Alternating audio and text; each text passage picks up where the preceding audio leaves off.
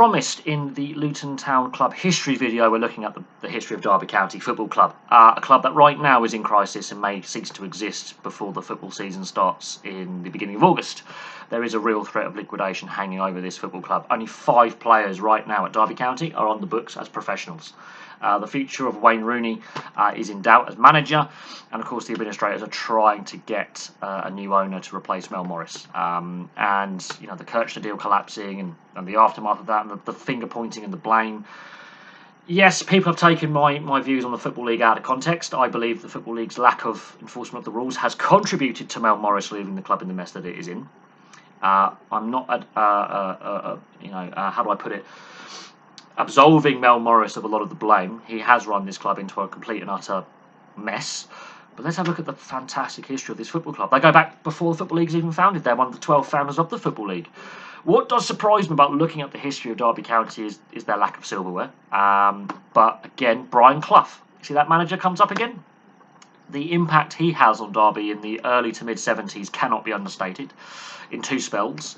And the late 60s for that matter, and the fact that, take that Leeds United 44-day period out of it, the continued success he has in the 70s and into the 80s and even into the early 90s with Derby County and Nottingham Forest cannot be understated.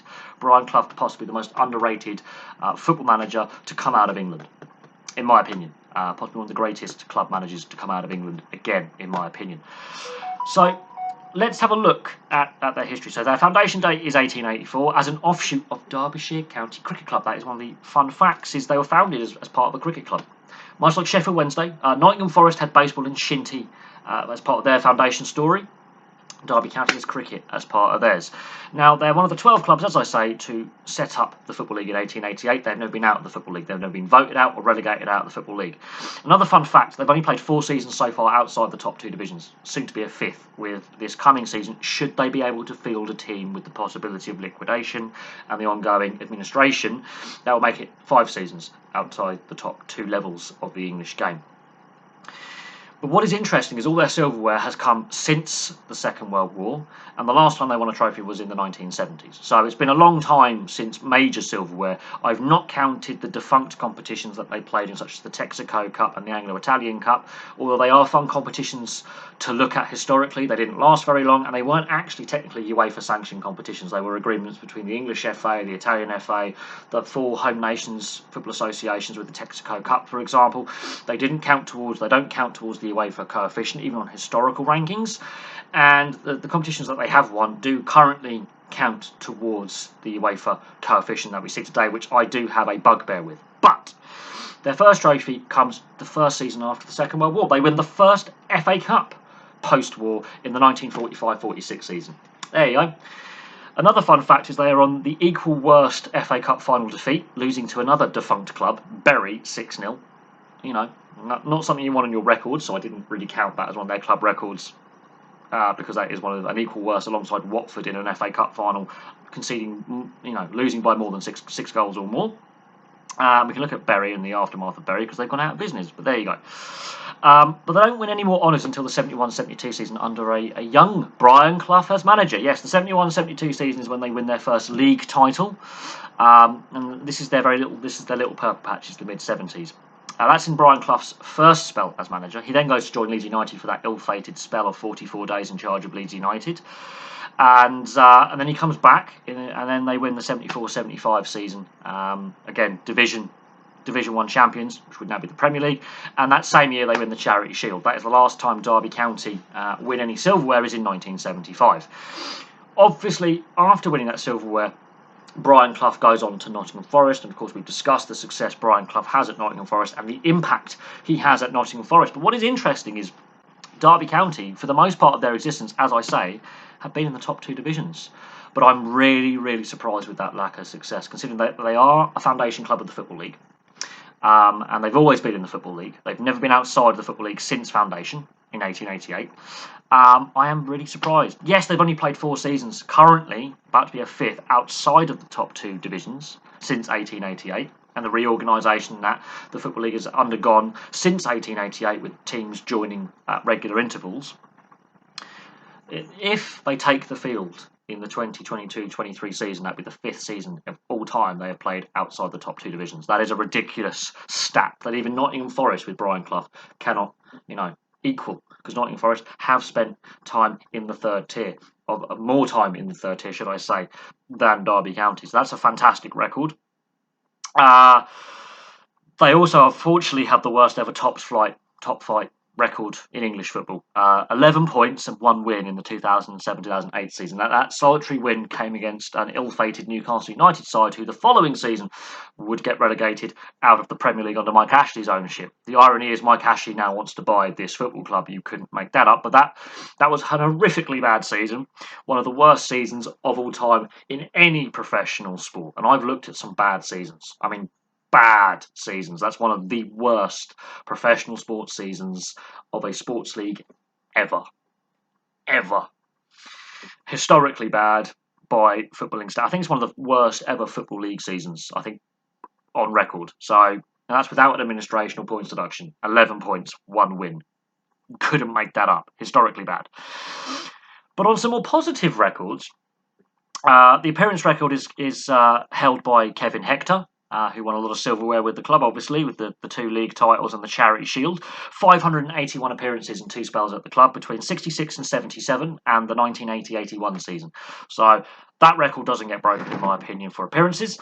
Steve Bloomer has the goals record. Again, looking at that record list, that doesn't get broken anytime soon, with 332. Again in 2 spells. 1892 to 1905 and 1910 to 1913. 332 goals in his 2 spells. And then Jack Bowers has the individual goal scoring record with 43.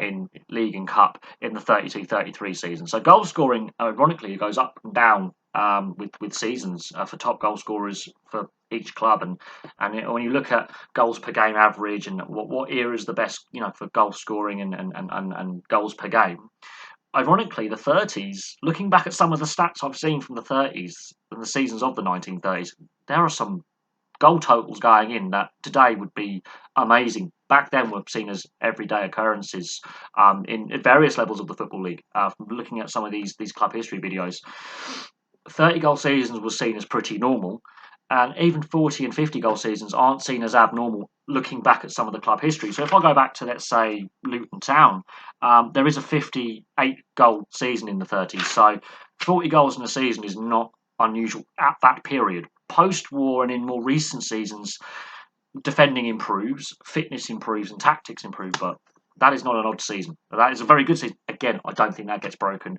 anytime soon. Although it may get broken if Derby County, for example, can put a team on, in League One, field a team, can get new ownership and can get stability. But it's a possibility we could see a 50-goal season. And as I say, their biggest rivals are Nottingham Forest. Of course, Brian Clough coaching both sides. That is a very unique thing for a coach to cross a divide in a rivalry. That is a very unique fact as well.